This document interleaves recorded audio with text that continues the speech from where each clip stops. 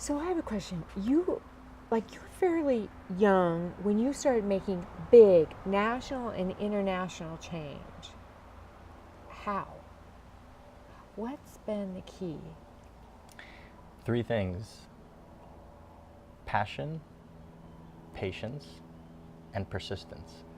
I call it the three P's.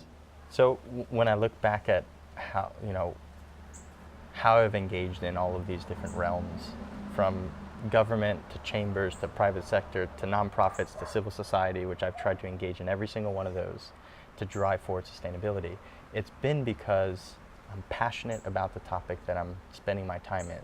This is who I am, not what I do.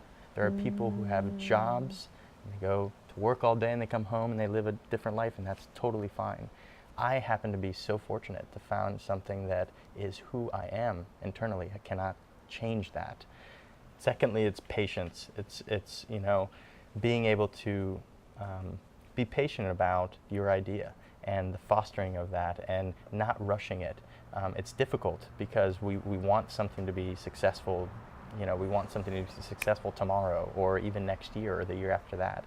And it's important for us to really be patient in order to move this thing forward. And finally, it's persistence. Persistence has been the key.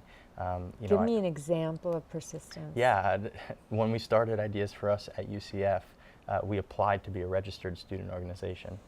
And the student government actually denied us the first semester. And we said, why? Well, there's different organizations. They're similar to what you're doing, even though they weren't.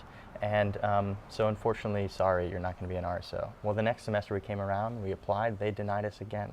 2 semesters in a row, to the point to where we said, well, we don't need to be an RSO registered for us to do action. We started doing lake cleanups. We started to get students involved in recycling projects. We just did it. We just started our own group on campus. And by the summer of that next year, student government came to us and said, we're going to allow you to be an RSO without even applying. It's a great example. They example. immediately wanted us in because they saw that we were engaging students. We had been printed in the paper 5 or 6 times in that year without even being an RSO. And they said, these kids have something that they're moving on. And that type of persistence, usually somebody would have got the first time around and got hit down and said, maybe not. Or even the second time, maybe not. It's even bigger than that for the starter that's out there thinking, that's gotten turned down once or twice. Ideas is now how many places? 24 countries. There's how many people involved in it? Thousands.